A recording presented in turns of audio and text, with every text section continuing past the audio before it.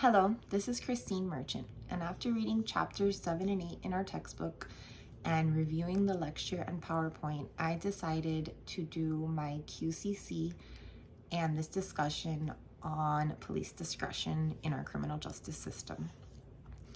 So what are mainly the advantages, and are there any disadvantages to police discretion?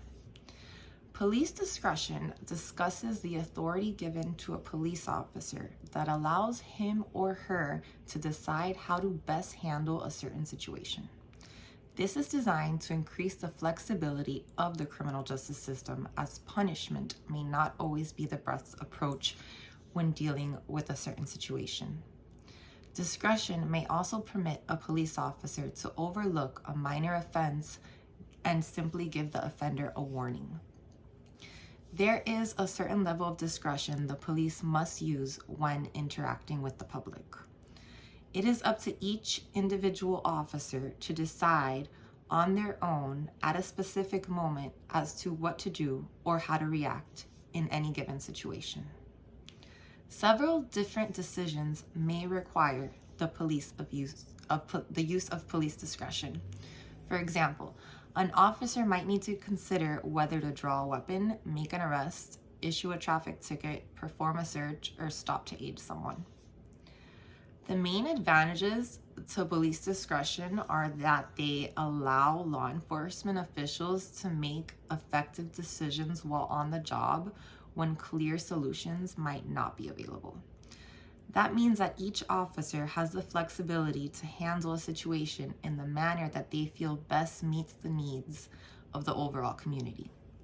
Instead of applying a specific statute in a standardized way, it becomes possible to serve and protect in ways that the laws might not envision based on its wording. Officers can use legal force with disadvantage if they believe a potential offender is threatening the life of a civilian, themselves, or another fellow officer. It gives them the right to defend their life without the obligation to do so. Police officers can use discretion to determine what charges get filed against a suspect. This principle can also determine how quickly officers arrive at the scene when receiving a dispatch call, or the number of officials that need to be present to subdue a situation. The discretion they use when interacting with young criminal offenders gives them the option to handle delinquencies and minor offenses in a constructive way. That means that fewer kids get charged with a crime because of this principle, and most officials do use their judgment in ways that work to preserve family and social interests when possible. However, when police discretion gets abused at local precincts, it may act as a motivation to the public to be less respectful of our laws and regulations. Officials must act with proper prudence and a high degree of confidence and self-esteem to ensure that criminal conduct receives the consequences needed to keep everyone safe. Police discretion can also lead to situations where there's a higher risk to a civilian if the officer doesn't use, disadvantage wisely. For example, the choice to engage in a high-speed chase or not. Choosing to engage would most likely place any pedestrian as well as other motorists at a great risk of harm.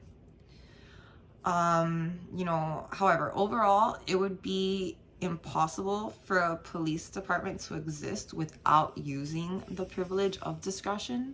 Officers would be required to operate like a machine and follow standardized practices whenever a potential incident would occur. Every person, no matter how minor their offense might be, would get arrested and taken to court to face charges if police discretion was not part of our criminal justice system. Police discretion, I believe, is a useful tool. Although a small minority might abuse this principle, most officials use it to create positive results for everyone and for the well-being of our community. Thank you.